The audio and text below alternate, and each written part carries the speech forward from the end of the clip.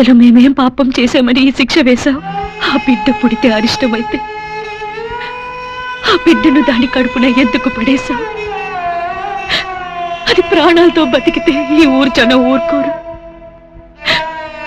ఆ బిడ్డని కడుపులోనే చంపేస్తే గర్భశోకంతో నా బిడ్డ బతకదు.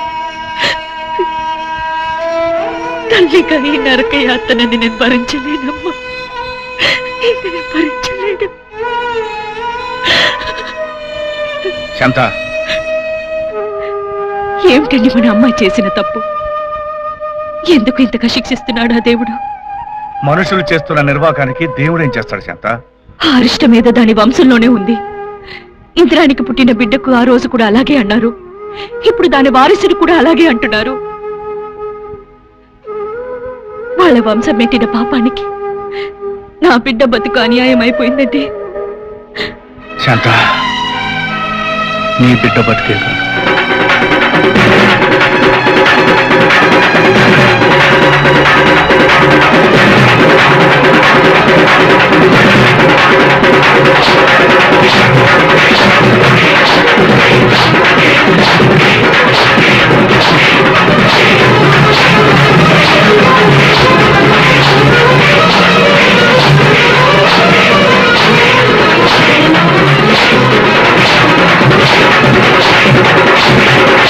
కాదు,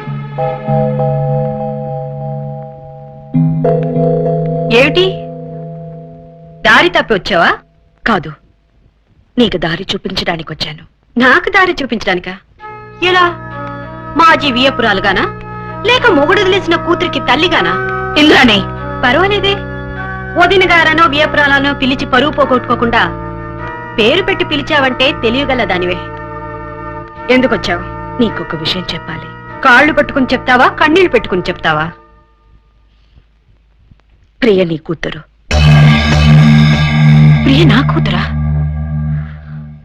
ప్రియ నా కూతురు అంతేగా? అవును, ప్రియ నీ కూతురే. 20 ఏళ్ళు పెంచిన నా ప్రియ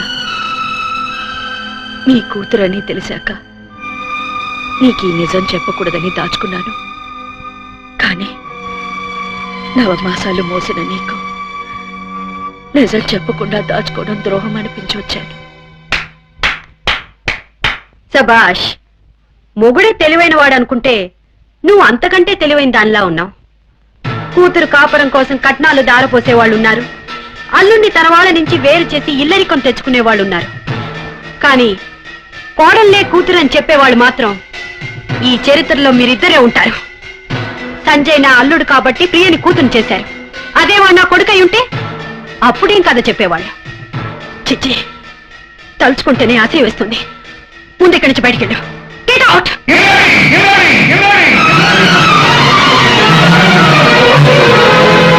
వెనకుండి కథ నడిపిస్తున్నావా? కథలతో కుట్రలతో బతుకుతోంది నువ్వు. పగతో ద్వేషంతో నీ మనసు బండపారిపోయింది. ప్రియ నీ కూతురు కనుకే నీ దగ్గర పెరుగుతున్న నీ అల్లుని ప్రేమించిందని తెలిసి అది కూడా నీ కళ ముందే ఉంటుందని నీకిష్టం లేకపోయినా ఈ పెళ్లి జరిపించాను. ఆనాడు నీ మనసు విషంతో నిండి ఉంది. ఏం చెప్పినా వినే స్థితిలో లేవు. అయినా ప్రియ నీ కూతురని తెలిస్తే ఈ ఊరి జనం దాన్ని బతకనిచ్చేవారు కాదు. అందుకే నా కూతురుగా పెంచాను. ఈనాడు నీ పేగును నువ్వే తెంచుకుంటుంటే చూస్తూ ఊరుకోలేక నిజం చెప్పి నీ కళ్ళు తెరిపించాలని సాక్ష్యాలతో సహా వచ్చాను. నన్ను క్షమించండి అమ్మా. 20 ఏళ్ల క్రితం మీ బిడ్డకు అరిష్టాన్ని అంటగట్టింది నేనే తల్లి. నన్ను క్షమించు.